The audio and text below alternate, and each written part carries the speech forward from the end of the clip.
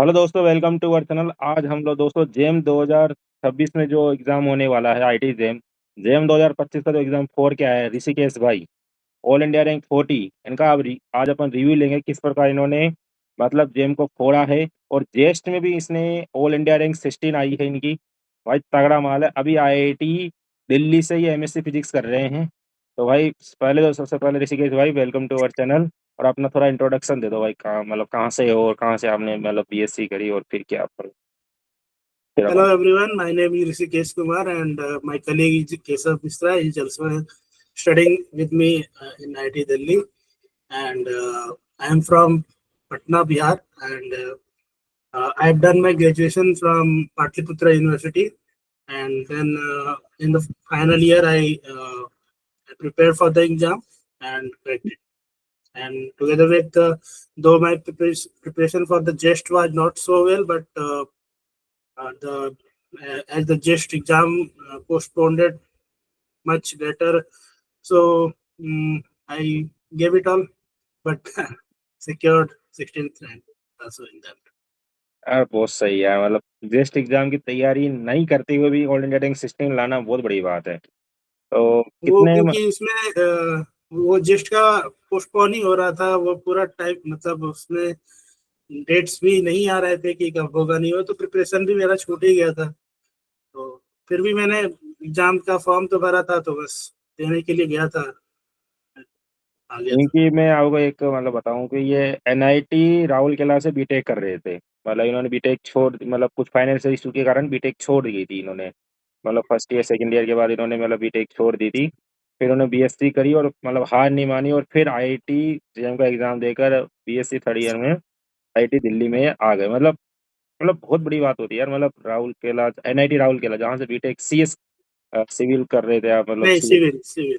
Civil branch, तो उसको छोड़कर तो मतलब उस बार आपने बीएससी करी, मतलब हार नहीं मानी, बीएससी करी और बीएससी के बाद आप यहाँ पर मतलब इस बीच में मतलब कैसा मतलब कैसा मतलब लाइफ का जर्नी रही।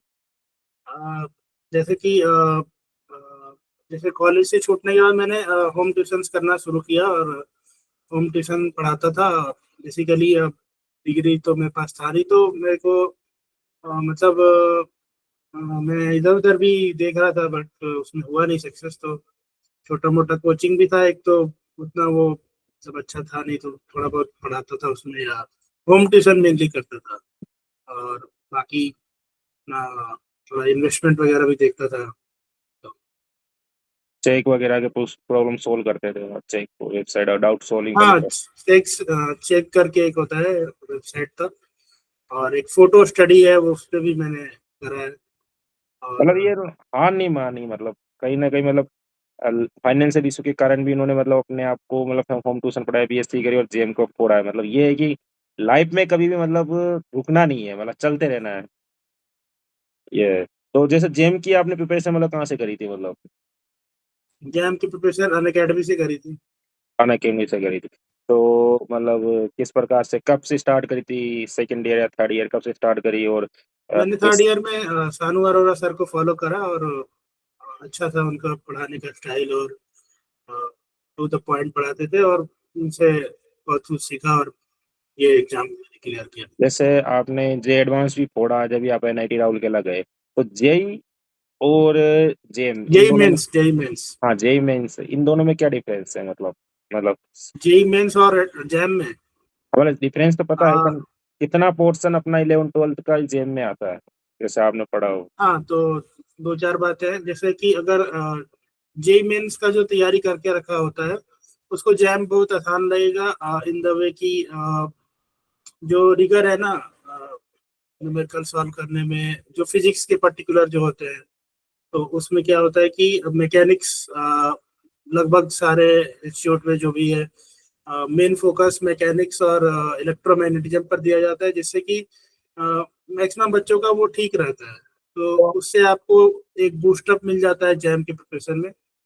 और जैम का प्रिपरेशन में आपको बस क्वांटम मैकेनिक्स को छोड़ दो, बाकी जैसे कि इलेक्ट्रॉनिक्स, हाँ क्वांटम मैकेनिक्स इलेक्ट्रॉनिक्स, ये दो आपको सेपरेटली नए तरह का चीज उसमें पढ़ना रहेगा। लेकिन जहाँ तक मैकेनिक्स की बात है तो वो थोड़ा रिपीटेटिव हो जाता है, कि जैसे कि वो मैकेनिक्स का पोलर जो बेस पोलर है कोऑर्डिनेट वो, सिस्टम में बात करते हैं अपन, मतलब हाँ, कोऑर्डिनेट सिस्टम तो ठीक है, बट मेन आइडिया जो है आपको 11th 12th वाले इलेक्ट्रोमैग्नेटिज्म और मैकेनिक्स के वो बिल्डअप बिल्कुल वहीं सेम से है। होता है। तो जेई इलेक्ट्रोस्टैटिक और मेंस का जो तैयारी इलेक्ट्रोमैग्नेटिक। करता है वो उसके लिए जैम का तैयारी करना आसान हो जाता है। और हाँ, जेम में जो है थोड़ा मैथमेटिकल रिगर हो जाता है, क्योंकि इसमें जैसे कि मैथ तरह का सब्जेक्ट हम लोग पढ़ते हैं, क्वांटम मैकेनिक्स, तो उसमें थोड़ा अलग तरह का मैथमेटिक्स हम लोग यूज करते हैं। और बाकी जहाँ पर अगर थर्मोडायनेमिक्स की बात करें, थर्मोडायनेमिक्स के जो जैम में जैसे कि स्टैटमैक होता है तो वो ज्यादा पूछा नहीं जाता, तो वो एक तरह का नया चीज होता है। लेकिन थर्मोडायनेमिक्स का जो 11th 12th का जो मतलब जो मैं कहता हूँ जेई मेंस का जो है हम्म। वो, और थर्मोडायनेमिक्स का जो बीएससी वाला है तो उसमें हम्म। भी बहुत चीजें मिलती है। तो मतलब मेरा कहना ये है कि अगर 11th 12th में जिसने सीरियसनेस से तैयारी करी होगी उसको जैम का पेपर करना आसान लगेगा। सही और है। दूसरी बात, अगर सिलेक्शन रेशियो की बात करी जाए तो जेई मेंस का और जेई ये आपका जो जैम का है वो सिलेक्शन रेशियो आसपास ही, मतलब ज्यादा डिफर नहीं करता, बट मैं तो कहूंगा कि थोड़ा जैम में ज्यादा चैलेंजिंग हो जाता है जेई मेंस और एडवांस के जगह पे, अगर सिलेक्शन रेशियो की बात करें तो। हम्म। तो जैसे तुम जानते होंगे जेई में तो 10 लाख के आसपास स्टूडेंट अपियरिंग होते हैं, और अपने हाँ, आए चौदह आए पंद्रह तक जाते हैं, चौदह तेरह पंद्रह लाख हजार तक हाँ, जाते हैं। 13। और अगर आईटीज में सीट देखे जाए तो वो है अंडर फाइव लगभग बीस हंड्रेड हजार रैंक है के। तो आईटी। और एनआईटी मिला के देख लो तो लगभग लगभग 40 45 हजार के सीट है टोटल। ये तो तो जनरल उस कैटेगरी हिसाब से से, कोई है तो 1500 रैंक के अंदर अंदर आ रहा है तो अच्छी एनआईटी में है, और 500 रैंक के अंदर अंदर आ रहा है तो अच्छी आईटी में उसका सिलेक्शन हो जाएगा आराम से। यदि कोई जनरल कैटेगरी। यहाँ पे 100 के अंदर लाने पड़ता है, अगर आपको 100 और मैं कहूँगा 150 तक ला सकते हो, मतलब 150 तक लाना पड़ता है अगर जनरल कैटेगरी के हो तो। अगर टॉप आईआईटी जैसे कि दिल्ली और बॉम्बे हो गया तो उसमें एडमिशन के लिए यहाँ पर 100 150 तक लाना पड़ता है। तो जैसे आपकी ऑल इंडिया रैंक 14 आई थी, आईटी बॉम्बे को छोड़कर मतलब आईटी दिल्ली मतलब कैसे चूज करा, मतलब आईटी बॉम्बे। देखो, मेनली है कि यहाँ आने जाने में, यहाँ पे जैसे कि मैं पटना में रहता हूँ तो पटना से मुंबई आने जाने में more than one one day लगता है, जैसे कि 27 आवर्स लगते हैं। और दूसरा वजह ये है कि मुंबई का मतलब थोड़ा ओवर मराठी। क्राउडेड थोड़ा लगता है, और दिल्ली थोड़ा मुझे, क्योंकि दिल्ली में कम्युनिकेट करने के लिए, सॉरी, कम्यूट करने के लिए आपको यहाँ पर मेट्रो बहुत अच्छा है। प्लस सही। दिल्ली का थोड़ा पॉल्यूशन वाइज तो खराब है, हाँ। बट बाकी चीजें मेरे को उससे मुंबई से अच्छा लगा था। कैंपस तो के अंदर इसलिए, बहुत और अच्छा है। हाँ, कैंपस कैंपस तो अगर साइज में मापे तो साइज में जैसे कि दिल्ली का उतना बड़ा नहीं है मुंबई के हिसाब से, बट फिर भी इसमें मतलब सारी चीजें हैं जो एक आईटी दिल्ली या मुंबई का अगर कंपैरिजन करें तो दोनों में सेम चीज मिल जाती सही। तो जैसे मैं बात करें तो आप ऑल इंडिया रैंक 14 है, तो टेस्ट सीरीज में मतलब क्या रैंक रहती थी, मतलब टेस्ट सीरीज वगैरह देते थे और है। ये टेस्ट सीरीज में हमेशा टॉप 5 में रहता था। टॉप 5 में। तो टेस्ट सीरीज से हेल्प मिली होगी, मतलब टेस्ट सीरीज के मार्क्स। हाँ, अकेडमी के टेस्ट सीरीज देता था मैं, और मॉक टेस्ट वगैरह मैंने इससे भी करे थे।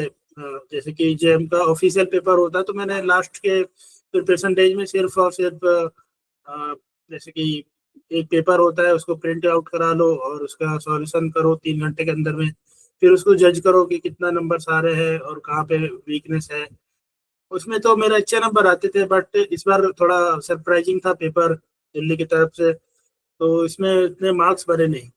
बाकी उसमें अच्छे खासे मार्क्स आते थे, जैसे कि अगर 24 का एग्जाम दिया, 23 का दिया, 22 का मॉक लगाया तो उसमें अच्छे मार्क्स आते थे, 70 to 80 मार्क्स आ जाते थे। बट इस बार पेपर थोड़ा मतलब कहूँगा कि मैथमेटिकली थोड़ा सा लेंदी क्वेश्चंस पूछे गए थे इसमें, तो इसी वजह से दिल्ली वाले में मतलब इसमें सबके नंबर कम आए हैं, मतलब इस बार तो हाईएस्ट रैंकर के भी और हाईएस्ट हाँ। रैंक भी seven, all India rank one भी 76 नंबर पर ही थी, मतलब सबसे कम नंबर पर इस बार।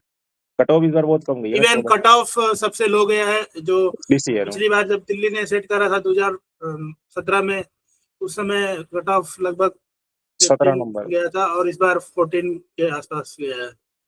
बहुत कम गया है।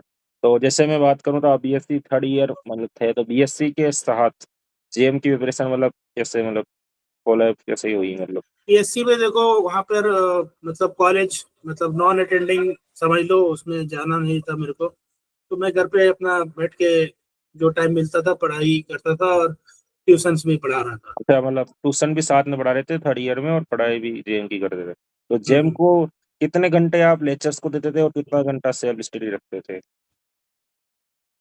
जो जैसे कि दो लेक्चर्स, मतलब मिनिमम एक तो मैं करता ही था लेक्चर जो लाइव होता था, और साथ में चाहता था कि अगर अ, जैसे कि एक रिवीजन के तौर पे अगर चाहूँ तो मैं ये कभी कभी रख लेता था, और एक लेक्चर तो रोज में देखता था, और साथ में अपना प्रिपरेशन के वक्त पे पीवाईक्यूज की किताब मेरे पास थी, और उसको मैं लगाते रहता था। मतलब साथ में पीवाईक्यूज लगाते रहे उसको टॉपिक खत्म होने के बाद और साथ में, हम्म। तो एक दिन में मतलब जेएम की कितनी मतलब कितने हावर प्रिपरेशन होती थी जनरली, आप एवरेज मान बताओ तो। मतलब फिक्स गिनता नहीं, नहीं था भाई। मतलब नहीं, गिनता नहीं था मैं, पढ़ के अच्छा, थक गया, हो गया मतलब अपना। जब तक थके नहीं जब तक लगे रहो।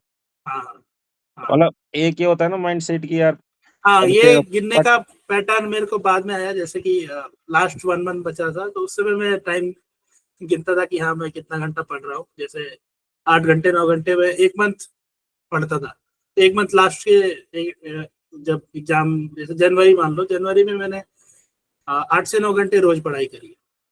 सही मतलब लास्ट में यार मतलब ऐसा नहीं कि वो वेम भरा रहता है ना स्टूडेंट के दिमाग में कि यार तुम पढ़ो मतलब 10 12 12 15 घंटे, मतलब ऐसा नहीं कि तुम पढ़ाई के साथ और भी नहीं थोड़ा नहीं, 15 घंटे नहीं पढ़ना है, मतलब 15 घंटे। इंजॉयमेंट भी करो, मतलब अदर चीजों में मतलब हाँ घूमो फिरो, मतलब देखो, ऐसा। हाँ सही सही बैलेंस लेके चलो। बीएससी में आगे हो, बीएससी में तो थोड़ा, अगर कॉलेज लाइफ है तो कॉलेज लाइफ को थोड़ा एक्सप्लोर कर सकते हो, लेकिन अगर नहीं है तो फिर फ्रेंड्स के साथ टाइम बिताना भी अच्छा रहता है। मतलब जेम जैसे कि इतना हार्ड भी नहीं है, तुम यदि साथ के साथ करते रहो। ऐसे अभी जैसे हम्म, कोई स्टूडेंट अभी भी स्टार्ट करे, अभी अक्टूबर आने वाला है, तो एक दो दिन बाद अक्टूबर से भी स्टार्ट करे तो आराम से कवर कर सकता है वो डेली, कंटिन्यूअसली भी कर ले 5 6 आवर जेम को देना, तो आराम से अच्छी रैंक फोड़ सकता है। बिल्कुल। तो यदि तुम मतलब तुम्हें मतलब कुछ की पॉइंट्स हो जिससे मतलब बंदा अच्छी रैंक ला सकता है, जो तुम्हें लगे हो तो तुम्हें वो इम्प्रूव हाँ। करे हो साथ के साथ टेस्ट के साथ। हम्म। तो लेक्चर्स आप जब देखते हो तो उसका आप नोट्स बनाते रहो। और सेकंड है कि जैसे कि मान लो कि एक यूनिट खत्म हुआ, जैसे क्वांटम मैकेनिक्स खत्म हुआ, तो उसको आप रिवाइज करने के लिए क्या करो कि अब एक शॉर्ट नोट का अलग से छोटा डायरी टाइप का बना लो उसको, उसमें जो इम्पोर्टेंट पॉइंट्स है उसको लिख लो, और जहां पर अटकते हो वहां पर स्टार मार्क भी लगा सकते हो। ये मेरे को अटकता है ये चीज, मैं बाद में फिर से इसको, मतलब इसमें इस पर फोकस करना है कि यहाँ पर मैं अटक रहा हूँ।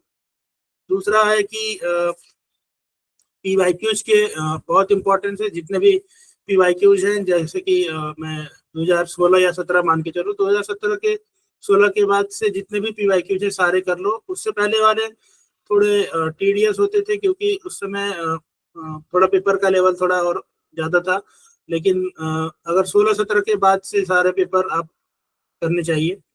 और प्रिपरेशन के वक्त में कंसिस्टेंसी बहुत जरूरी है, जैसे कि होता है कि जैसे कि एक एक वीक हो सकता है कि लेक्चर्स देख ही नहीं पाए कोई भी लेक्चर, तो ऐसा नहीं होना चाहिए। अगर एक एक दिन 2 दिन छूट रहा है तो उसको मैनेज करना आपको करना चाहिए। लेक्चर को सारे लेक्चर्स आप ट्राई करना चाहिए कि लाइव क्लास जो भी आप अगर मान लो ले रहे हो लाइव क्लास, तो उसके साथ क्लास के साथ रहो। जो क्लास में पढ़ाई हो रहा है उसको तो आप बैकलॉग ज्यादा इसमें रखने की जरूरत नहीं है। और अगर अगर आपका बैकलॉग है तो प्रैक्टिस क्लासेस है, अगर रिवीजन है, रिवीजन करते रहना चाहिए। और क्वेश्चंस लगाओ, क्वेश्चंस लगा, जैसे बेसिकली ज्यादातर क्वेश्चंस जैम में जो है वो न्यूमेरिकल ही आते हैं, और या फिर ऑप्शन बेस्ड होते हैं, तो उसमें अ, जो सॉल्व का तरीका है कि वो ज्यादा कॉन्सेप्चुअल डेप्थ में नहीं जाता, तो क्वेश्चन जो है सॉल्व सॉल्व करने वाले वो आपको ज्यादा करने चाहिए। सही है। तो मतलब क्वेश्चन सही, मतलब ज़्यादातर क्वेश्चन लगाओ, जितनी प्रैक्टिस करोगे उतना इम्प्रूव होगा हम्म, तुम्हारी, और तुम अपनी और शॉर्ट नोट्स लास्ट में इम्पोर्टेंट रोल और ऐड करेंगे इसमें। तो जैसे अभी अब आईआईटी दिल्ली में हो, तो आईआईटी दिल्ली में मतलब तुम्हें 1 महीना कितना टाइम हो गया होगा, शायद 2 महीने हो गए होंगे, 1 डेढ़ महीना। और लगभग लगभग 1.5 महीना। 1 महीना तो कैसा लग रहा है, मतलब जैसा बढ़िया है यहाँ पे, गेम्स का बहुत सारा खेलते हैं बच्चे, और मजा आता है उसमें। गेम्स खेलते हैं लोग, अपना नाइट लाइफ देख सकते हो तुम, इधर उधर आउट मतलब जाकर घूम सकते हो, फिर सकते हो। कैंपस बहुत अच्छा है, कैंपस में मतलब कभी भी घूम सकते हो आराम से, खेलने का मन हुआ, या मतलब अभी तो ज्यादा ये क्या बोलता हूँ कि फेस्ट वगैरह भी हुए नहीं है, बट फिर भी अ, अभी हम लोग रेनबो आएगा तो उसमें देखेंगे कि ऐसा। कैसा है। हाँ, वो तो देखने की बात है, बट फिर भी अभी तो जितना भी एक्सपीरियंस है बहुत अच्छा रहा।